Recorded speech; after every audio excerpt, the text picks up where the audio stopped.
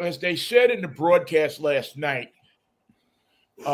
nobody's talking about the 49ers, but quietly, they're right in there. They So got some games to play. yeah, I got some games to play, and I got some. Let's not start counting our chickens before they hatch here. Good morning, Michael Knight. How are you? I'm in Pasadena, California. You're in the greater expanse of what's left of Washington State. Yeah, it's not pretty up here. If you want to drive to Vinnie's house, there used to be 3 ways to get there. Now there is no way to get there. It's sad. You feel helpless when you look at a flood. You feel helpless because there's there's nowhere to go. It's like an earthquake. No power. Nowhere to go. You can't. I mean, get up on the roof. That's about your best shot, and wait for somebody to come along with a boat. Don't try to drive through it. Don't try to swim through it. Don't try to walk through it because the down power lines electrocute. I never understand why more people aren't electrocuted in a flood situation. For those people who know Washington State, if you want to get out of Washington and drive east, there's only a couple ways to get over the mountains, the Cascades. Not 10 choices, there are 4 choices. Yeah. And those choices are not available today. Well, you got your main choice, which is I-90. Last I heard, that was okay and open, but they're expecting snow up there. Route 2 is closed. Forget about it. Route 20. Forget about it. As far as I know, now again, I haven't checked it this morning. This is kind of a pop quiz, but 20, I believe, may still be open, but it may snow as early as right now. And they're talking about, tough blizzard snow conditions. So check with WSDOT before you go. I thought that Ellensburg to Yakima was closed on 20. Well, 20 doesn't go through Ellensburg, and 20 goes north of that. It goes through. It's the Cascade Highway, so it goes up, out, and comes out the other side of the Cascades at Twisp. So Ellensburg to Yakima is Ellensburg is on 90 and Yakima is on 84. I believe it's 84. Which goes south toward the Palm Springs of Washington. So, and then there's the one that goes down by Mount Rainier. Is it 440 or I forget, 410 or something like that, which goes out and goes along the base of Mount Rainier, and I don't know anything about that one. But the smartest thing to do is if you want to go over to Eastern Washington, and many people will be doing that today, and tomorrow and Sunday, because Christmas is next Thursday.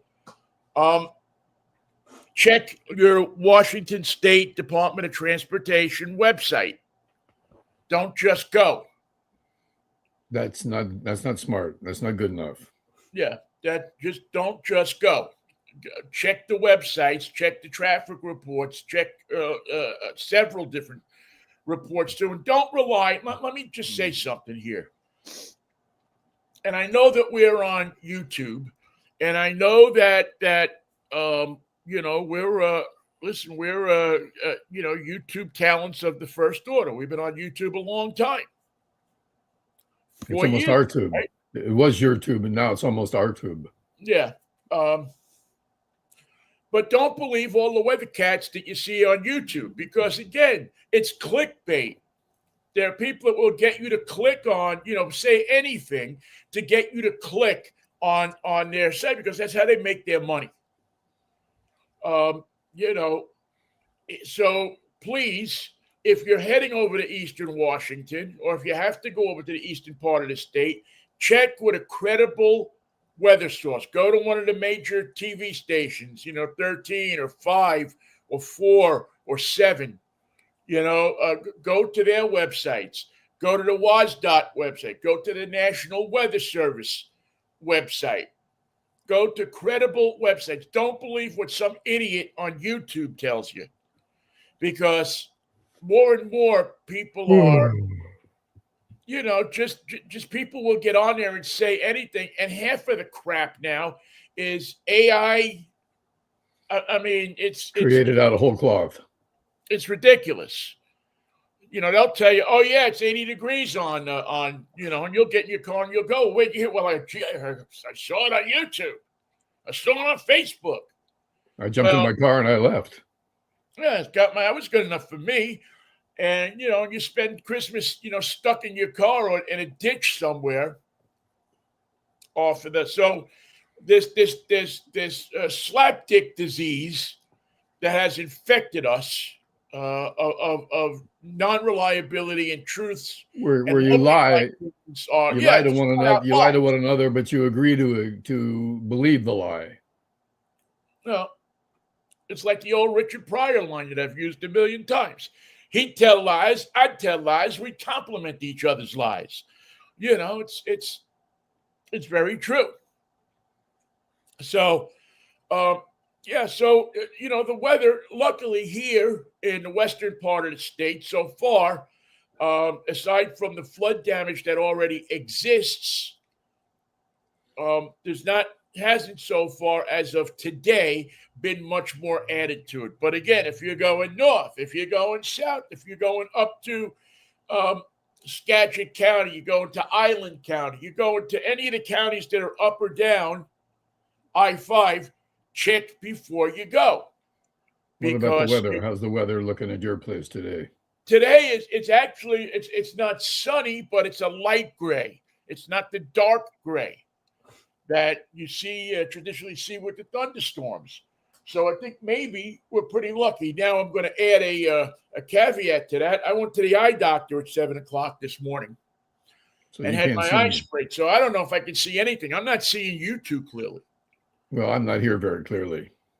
Yeah, well, maybe that's the whole thing. So I'm going through a series of glasses and eye drops and different stuff till they calm down.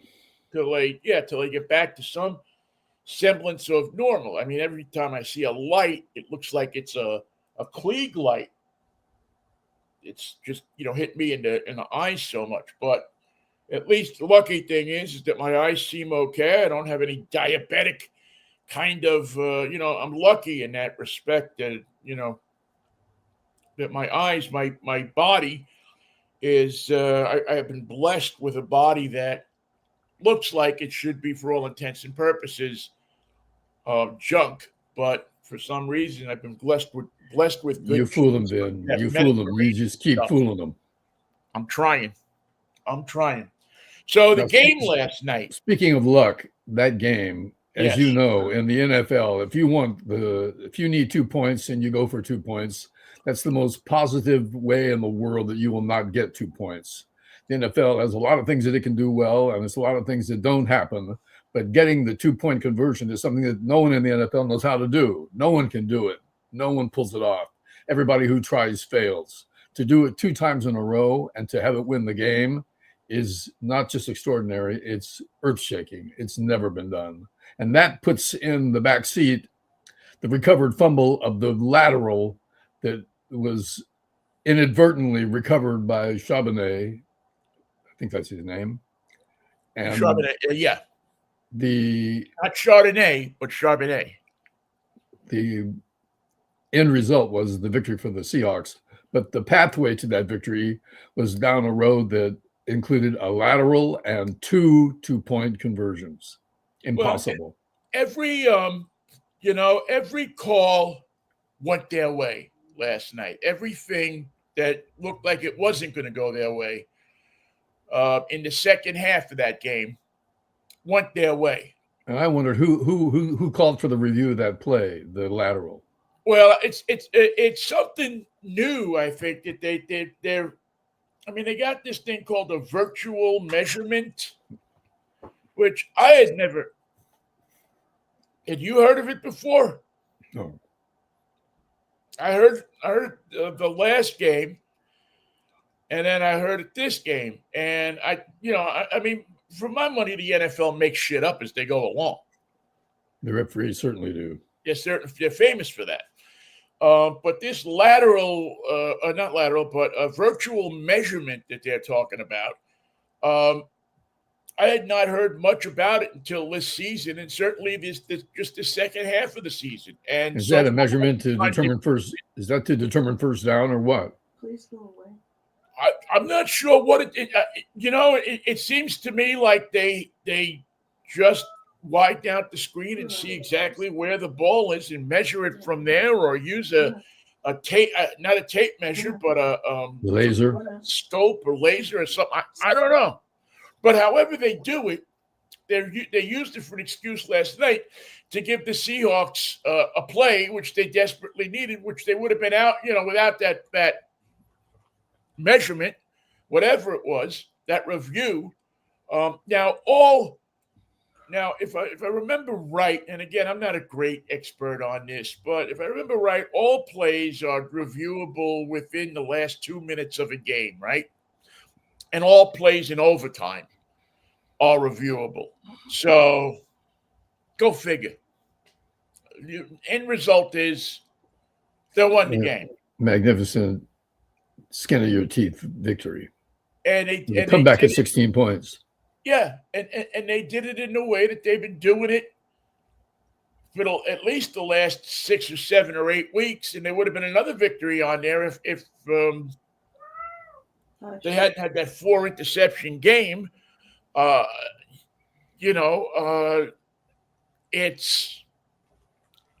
play the second half.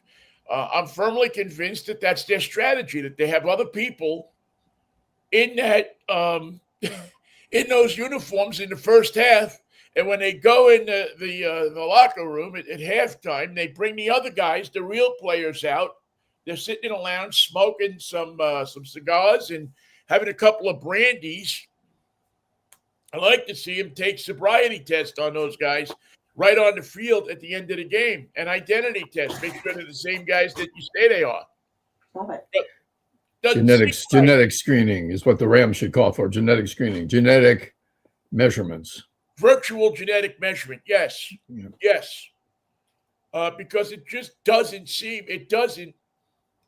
like the same team. The mistakes that they make in the first half not only disappear in the second half, but they look like, tight ends look tighter.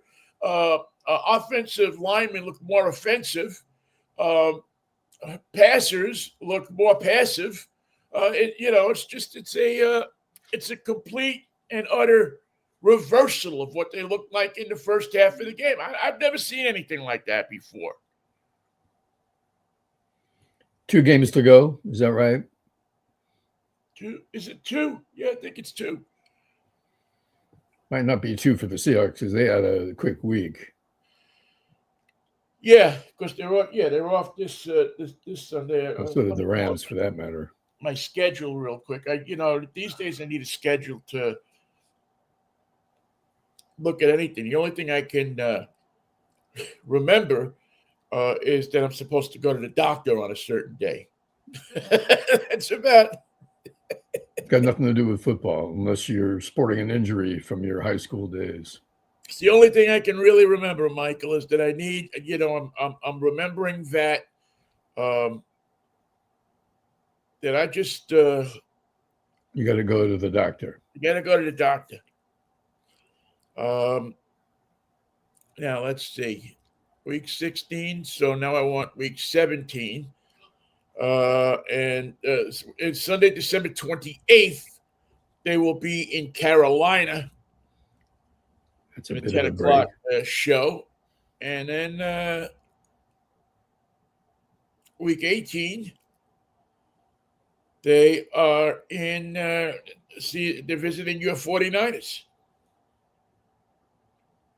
in a game that who knows what it will it'll mean. It'll represent quite a bit when we get there. You'll see. Yeah, it'll mean something. It'll mean something for somebody. But the two things that happened last night and the biggest thing is that they locked in a place in the playoffs. How about a goal line stand where you go for it and win? That drives the people crazy. They had their hearts in their throat. You know they did. Oh yeah, did you see the? I mean, obviously you saw it. The faces on the fans were nothing short of unbelievable. I mean, they look. You know, it's funny because there's a kind of a confidence that people have that this team is going to pull it out. Then Darnold had that crappy game, and a lot of that confidence was shaken.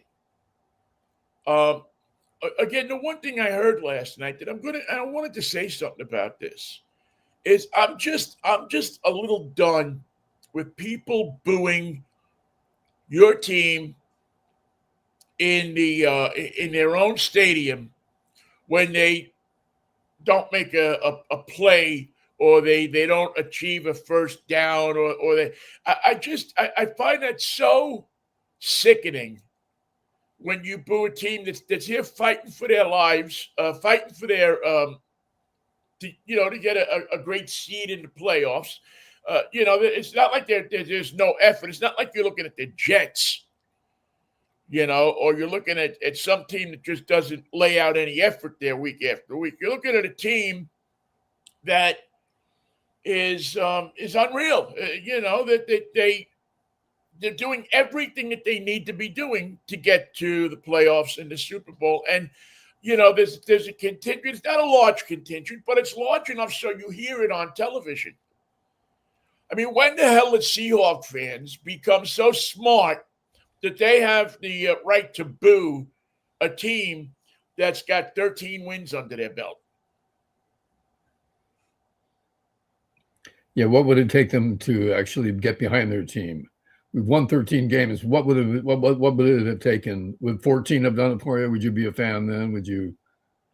Yeah, I just find it sickening, and I guess it's where we're at as a country, where we're at as fans, or there's a group of fans. I'm not going to say all fans because there's a lot of fans that love this team and stand behind this team. There's fans that go out to the airport and watch the planes take off and wave to the bus when it's leaving the practice facility and all that kind of stuff. So I'm not going to say it's all fans, but if you're in that contingent that you think that you're smart enough about football that you can boo the Seahawks in the first half of a game against a division rival that's every bit as good, if not better, than you are. If you're disgruntled, just be quiet. Go to your room. Shut the hell up. Stay home. Stay in front of your television. Stay at home. Give your ticket to somebody who would have enjoyed the game. Right. Exactly. I just find it so in bad form, in a bad taste. And I know I'll get emails now and stuff. Oh, you pay your money, you got a right to do what you want. Yeah, you're right, you do. Don't give me that. But I got a right to spit on the back of your neck if you're doing it. I got a right to dump a thing of water over your head or something. You don't, but yeah, no, I don't. I know, but I can dream. I can dream about it. I can dream that I could do that. And fans don't make any sense. Just look at the atmosphere that they're in during the game as the emotions go up and down and the score goes back and forth. The interesting thing about the fans' reaction is it's going to remain irrational throughout the whole thing. Yeah, you should be so happy. If you're a Seahawk fan, you should be so happy at this team and what they've accomplished and what they've done, and the players that have come onto this team and come together as a unit, and just become this entertaining team to watch. A little nail biting, I mean, but that's. Not every team goes out there and dominates every minute of every game. I was I've going to never tell seen. you. I was going to tell you to brace yourself because you're going to hear the name Puka Nakua a lot. You're going to get to the point where you don't want to hear his name if you want the Rams to lose. I saw that act last night, and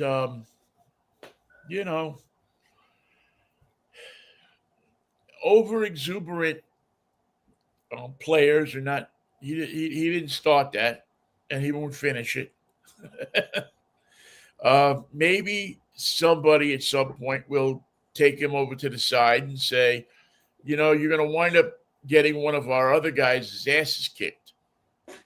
Um, you know, when somebody from the other team, has the opportunity to just, stick their fist in his rib or something like that. There's just going to be somebody's going to pay for what you're doing.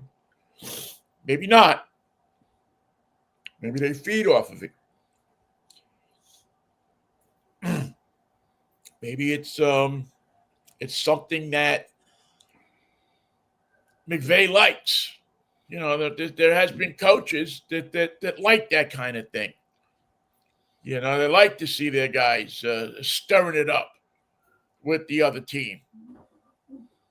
So I don't know. I'm not in the locker room covering the team on that close of a basis. I just don't find it very good as a fan, but I'm not playing the game. But yeah, he's quite a card, isn't he? And Cooper Kupp, who lost his job to Puka Nakua, had a great catch last night at the end. Very important. Cooper's a good guy, Yakima guy.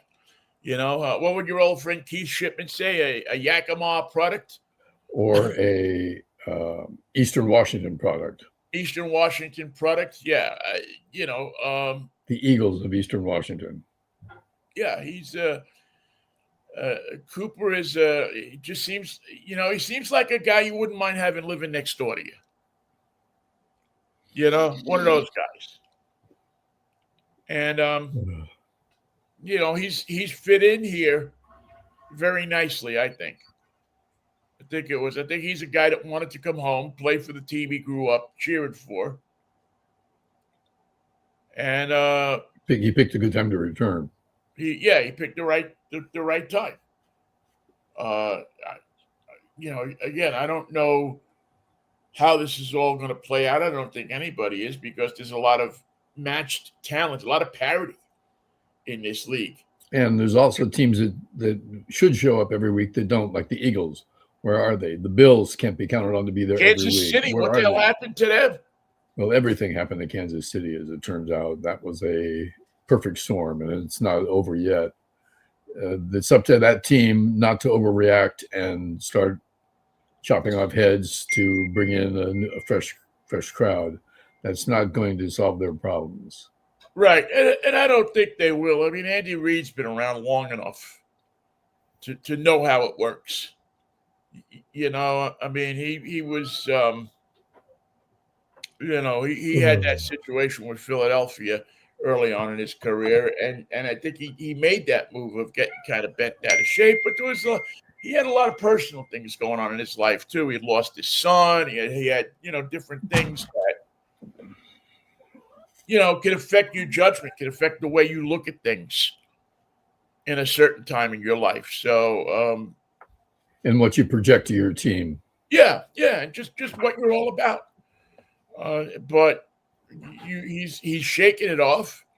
He's I mean, I like Andy Reid. I've had a couple of contacts with him, interviewed him a couple of times, and I always found him to be, he just reminds me of Mike Holmgren. He looks like a tough son of a bitch, but when it comes down to it, he's a pussycat, but he's all business. Yeah, he's a regular guy. He expects a certain standard, a certain level of what he wants you to deliver. And if you deliver that, you and him are going to be best buddies. If you don't, you and him are going to be the worst enemies. Find someone who will. Yeah, exactly. Next, I've got a stack of letters on my desk of guys who want to work for this team. So I'll pick any one out and get what I need to get out of them. But again, good game, or at least the second half, and it was this Seahawks team. If you look at them in the second half, you think they're ready for the Super Bowl. If you look at them in the first half, you think they're ready for the number one slot in the draft. Pick your side. Pick your poison. I think they'll be around for a while. I wouldn't count them out at any point in time. Right. And I think you got the same with a bunch of other teams right now. I don't know who is. Where did Santa come from? I don't know. That was just there. I didn't take the time to try to. I mean, I think there's a way that I can probably get rid of him. But he looks like he's kind of Hawaiian, right? He could be slightly. He could be an island boy. Yeah. I mean, I thought he was. I figured I won't be too vigorous in my effort. At the very least, he looks Southern Spopakian. Well, yes. But the average guy in Spopakia looks like that any time of the year. Well, yeah. See, that's the thing. That's the Spopakian national tree and the Spopakian Army's uniform. So why should we worry? They don't like those heavy marching boots in Spopakia. They go for something a little simpler. Yeah. Flip-flops. Well, the problem is you get one pair of boots your entire Army career. And you got, it's not like you can, your boot breaks or it wears down or something and you can Don't wear them out. Don't wear them out by using them. Yeah. The quartermaster and say, hey, Doc, can I get another pair of orthopedic shoes here, to continue my journeys? And the doc says, no. The NFL plays in Germany, in England. Trying to think of where. I guess they played in Scotland, didn't they? Yeah, I think they did play in Scotland. But Spopakia, what's the well, not yet. Not yet. I think I've heard rumors that they're working on a deal, that there's something in the works. And they play at the Spopakia National. The pitch. Is that what it's called? The pitch? The pitch. Yeah. The pitch. That's Puna that made his screen appearance there. Yeah. Well, he's the troublemaker. Is that a cameo or is that a union? That was a cameo, but it was to reinforce his series of demands, which are ongoing. Okay.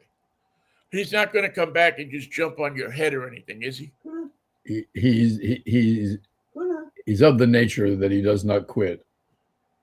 He does not quit. If he wants something, you're gonna either throw him or what he wants across the room. Well, he doesn't look like he doesn't look like he's a guy that you want to throw across the room. Do you want me to move it? You know when he knocked down? No.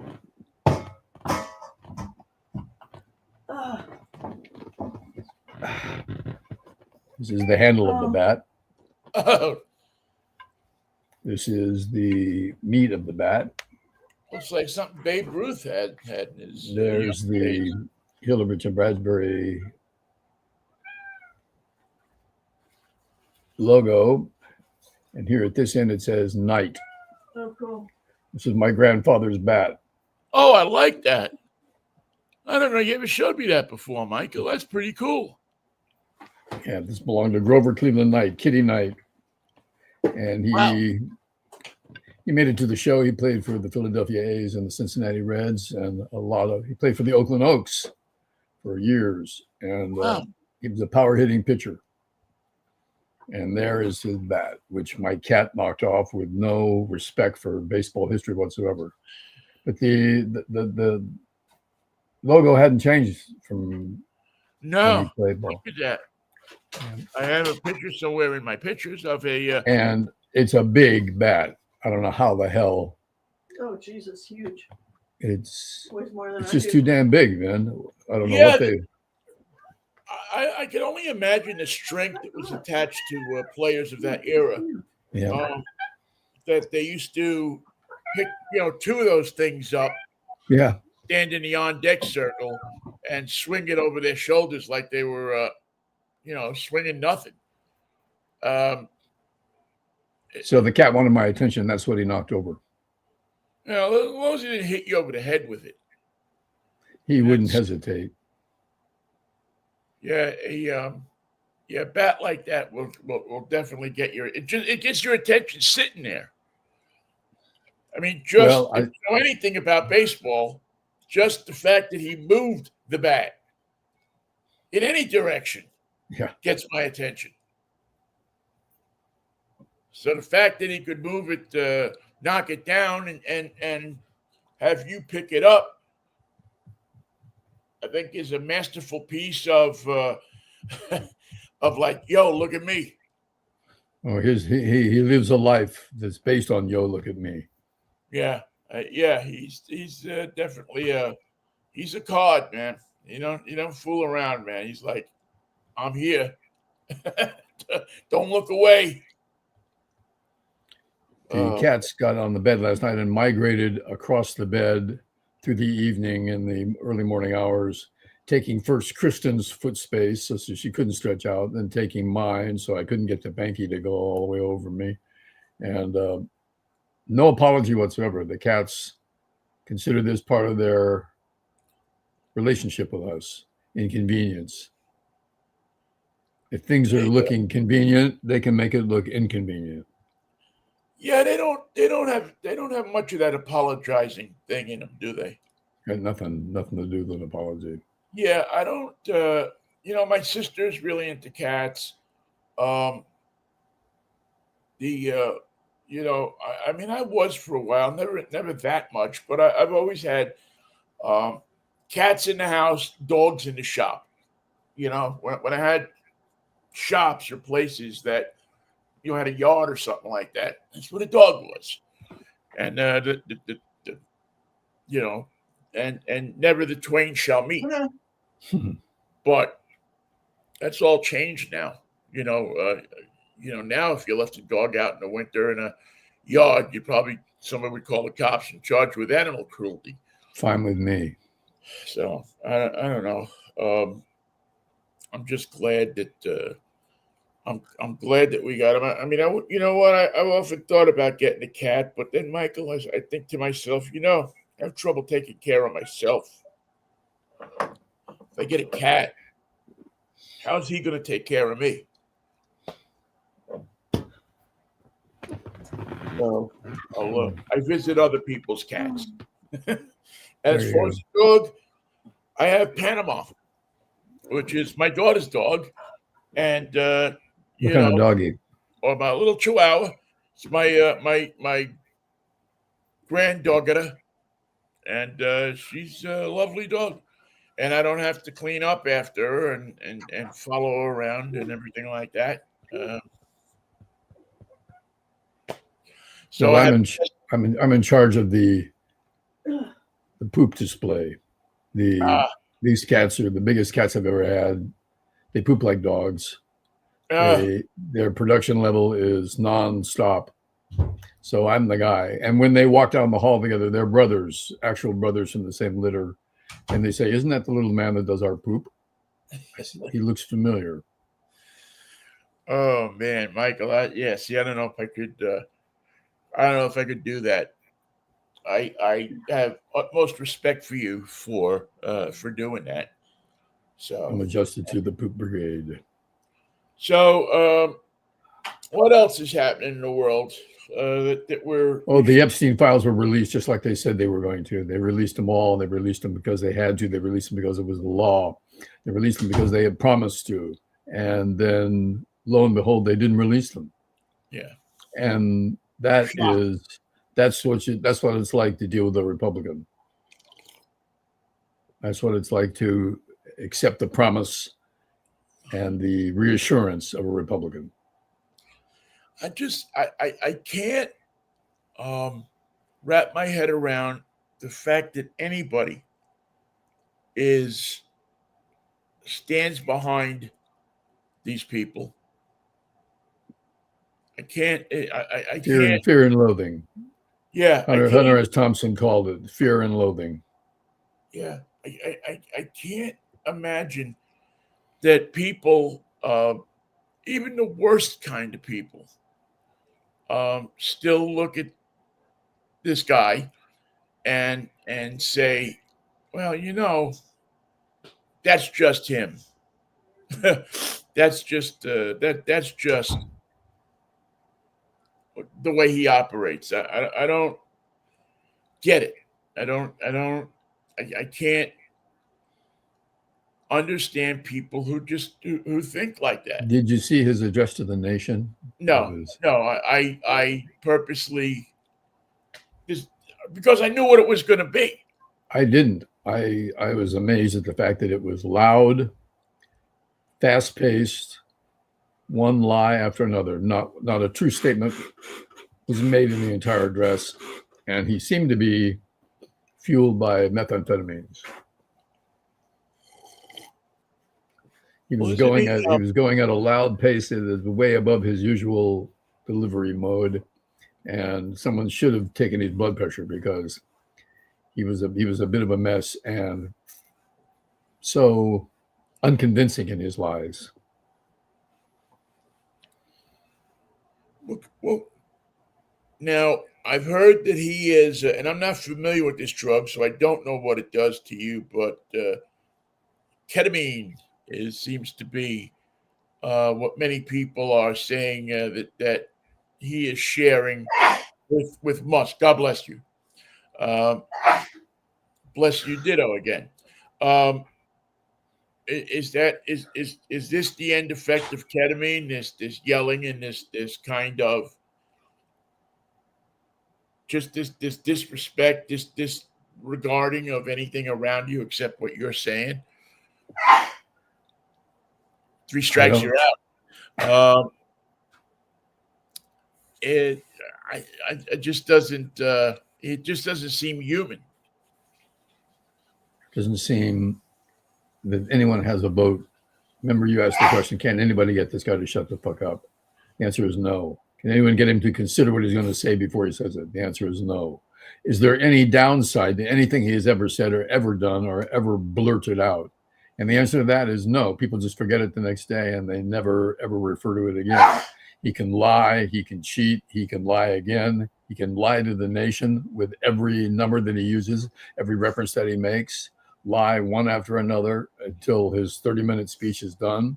And there is no blowback. Nobody says, well, the president last night told 35 lies in 20 seconds. The president said this, it's a lie. The president said this is a lie. Nobody does it. Nobody catches up with him. Nobody tries. Nobody nails him. Nobody accuses him. Nobody proves it. Nobody involved is involved in the truth or the lying of his ongoing statements. An address to the nation that's all lies has to be countered. Can they? I mean, MSNBC called him on it. There's no there's just nothing. It's like they give him the airtime. I remember there was a time back. I think it started in the Bush administration, the first Bush administration. I think it carried on through Obama, or maybe Clinton. Somewhere it did, and then where they wouldn't even carry these presidential things. Not important enough. Yeah, there wasn't enough there. Now it seems like we get, if this guy farts, they roll tape on it. And I don't know why what he's going to say, or they perceive he's going to say, that is that important to the country. There was nothing of import there. Yeah, nothing whatsoever was important, vital, or presidential. And and I mean, what happened to that? I thought that people were, I thought that we had gotten to a point where we were going to, just show stuff that was important, that meant something, that affected a large number of people. Um, he's not going to say anything truthful. He's not going to say anything new. I mean, he hasn't come up with a new trick in I don't know, the 5 years that he's been, actively been president. There's nothing there. There's nothing there. There's nothing there. I mean, it's worse than nothing there. It's not, at one time he was entertaining in some, in some jokey kind of way. It was like, oh, did you see what the idiot said last night? Now it's not even that. It's not even. It's just put such a blight on the face of the country that you don't want to watch it. The same phrases over and over again. America is the hottest country in the world. Yeah. The nonsense about and people laughing at it, but they're not laughing anymore. Yeah, the entire world was laughing at it, just looking at this sad, pathetic lump of genes that are sitting in front of a desk, the Resolute desk, or behind the Resolute desk. It's sad because many people still identify him. When he does these things, he's doing them in our name. And they should put at least a disclaimer up there that says this man speaks for less than 11% of the American people, or this man speaks for less than 12% or 15% or 12, or if he's speaking for 90%, put that up there. But don't put my name as an American associated with his. I don't want that. He's not speaking for me. So, and the national reaction was muted. You'd think if a president went off the rails like that on national television, there'd be some reaction from the people, from the representatives in the House. Somebody could say something, but nobody said anything. Nobody. Fear and loathing. They wait in the shadows. They don't have an opinion. They have nothing to say about Donald Trump or his works or his comments or his future. What did the president say? He said that you were a tomfool. Yes, that's right. I admit to it. The president's got me there. He's right. You know what? He's always right. Yeah, he's the leader of our country. He's the the economy is good. I mean, any idiot that goes to the grocery store and pays $7 for a loaf of freaking white bread can see that the economy is not good. Can see that people are hurting. Can see that that the only people that are close to not hurting are the people that are rich, that have more money than they know what to do with. But certainly not you and me and people that are living on anything close to a limited income or close to trying to survive in this world. They keep showing you gallons of gas, how much a gallon of gas costs in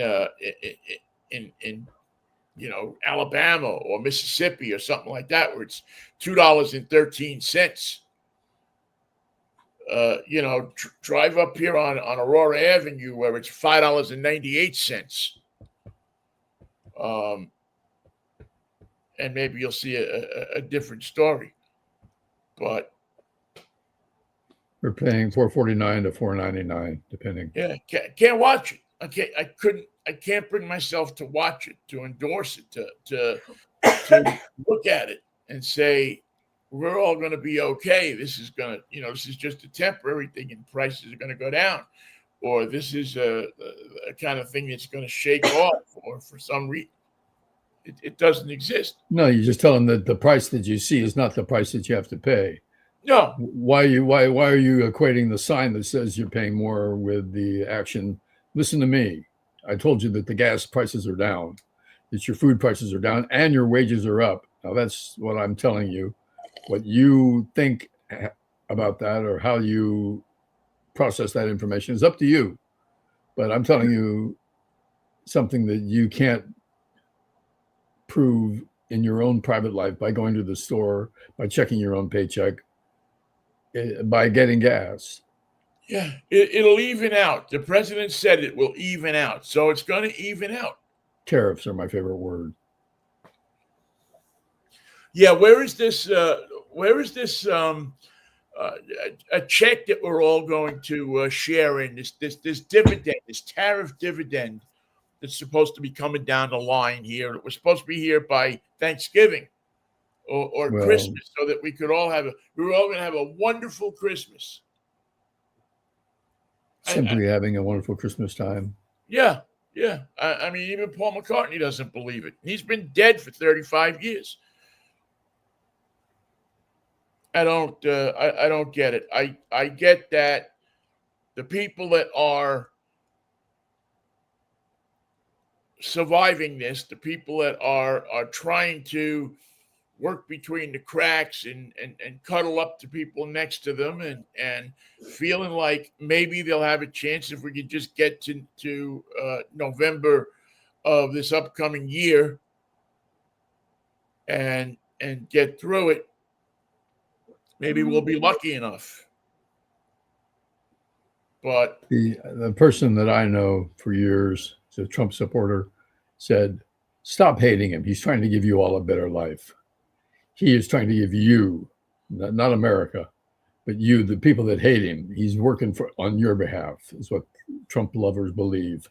That Trump understands that you hate him and you'll always hate him and you're never Trumpers, but his reaction to that is giving you a better life. He's putting all the pieces together. And the fact is, he's doing just the opposite of that. He's dismantling your perfect life in terms of medication, in terms of health concerns, in terms of education, in terms of the Department of War. The Department of Defense is a thing of the past. Now, this is just a department that makes war on Venezuela or whoever else can't fight back. Let's declare war on Uruguay. They seem to be a likely he couldn't target. find Uruguay. If you stuck a map in front of him with the countries on it, he couldn't find it. The countries named.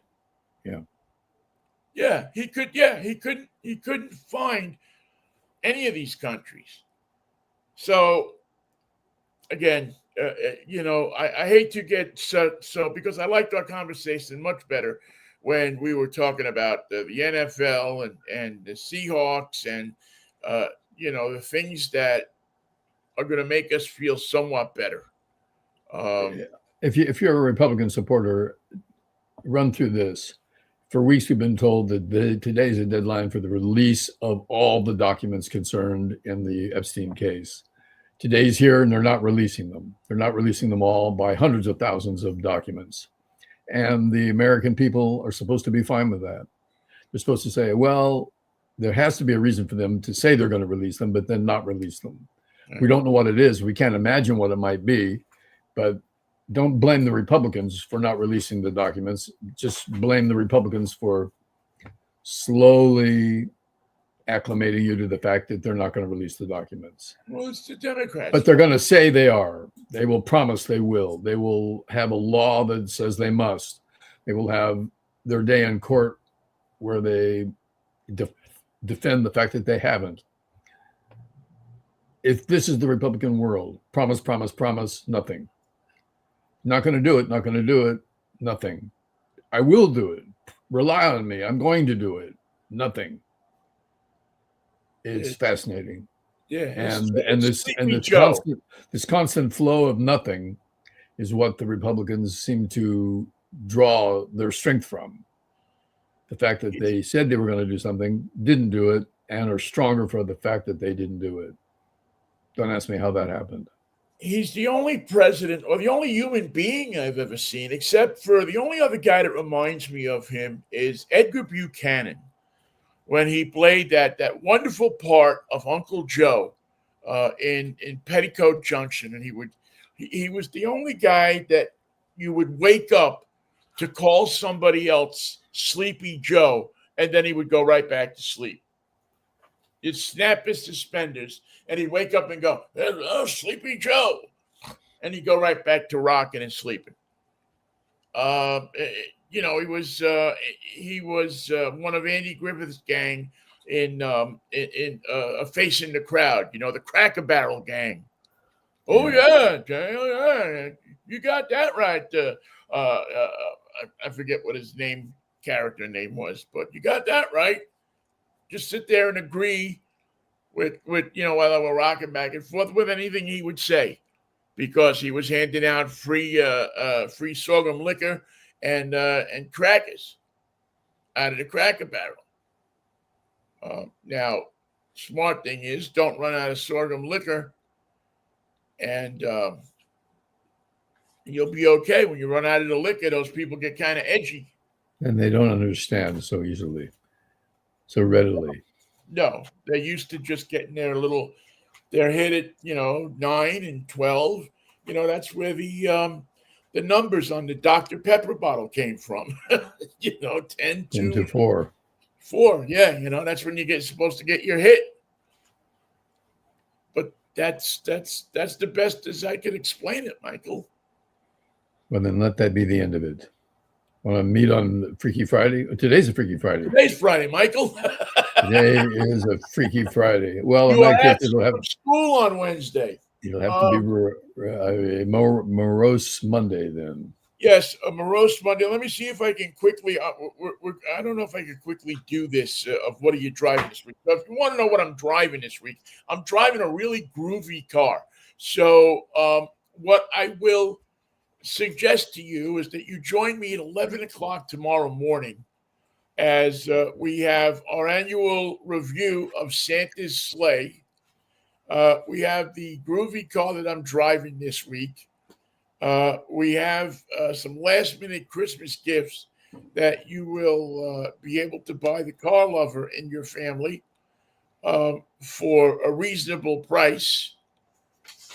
And we'll just have a little some tales of Santa, because after all, it is the last drive time before the end of the Christmas holiday, and I'm busy working on the top 5 cars I didn't want to give back this year. So that's it's a busy time of year. Name one. What are you? And that's 11 o'clock tomorrow morning. What are you doing this fine weekend? Finishing the Christmas acquisitions, things that we have to get. What I noticed from the internet last night was nobody can get the product that you buy today to you in time for Christmas. The cutoff for that was yesterday. So if you thought Amazon was going to save your butt, they will, but it'll be after Christmas that the present will arrive. They are in a position where they can't deliver all the millions of presents that are going to be ordered today. And so they just tell you, you missed it. We can't deliver that present in time for Christmas. Can't do it. Although you'll have to go to a store and buy something. Oh my God. How the hell are you going to do that? That's a scary proposition. That's a challenge. I will say that the people at the Ferrara Italian Bakery in the city of New York, right there on Grand Street, came through again this year with a finely tuned and flavored pack of Italian rainbow cookies. They haven't missed their deadline on that in 20 years that I've been ordering them from them. I don't know if they make them in advance or they know I'm coming, or they know you're coming. A couple of boxes. They know you're out there. Up there. The problem is I can't open them until Christmas Eve. Well, Vinnie, stay out of the rain, stay out of the snow, stay off the roads. I'm going to try to do that. I will be here at 11 o'clock tomorrow morning if the Lord's willing and the creek don't rise above where it Highway should 2. be. And then I will see you on Monday. I don't know what happened to Highway 2, but it disappeared because the creek got Half of it is in a ditch. Wenatchee River took part of it away. Yeah, the Wenatchee River and Lake Wenatchee, which is a vital part of that ecosystem, is laying in ruins with a few people's cabins. Unfortunately, down into it. So we hope for the best for those people. And I'll see you on Monday, Michael. Have a good weekend. You too, man. Have a Peace, love, and Manischewitz, baby. Go Miami. See you. See you, Mikey. Thank you all. See you tomorrow morning for our annual Christmas show. You have a good one. Bye-bye.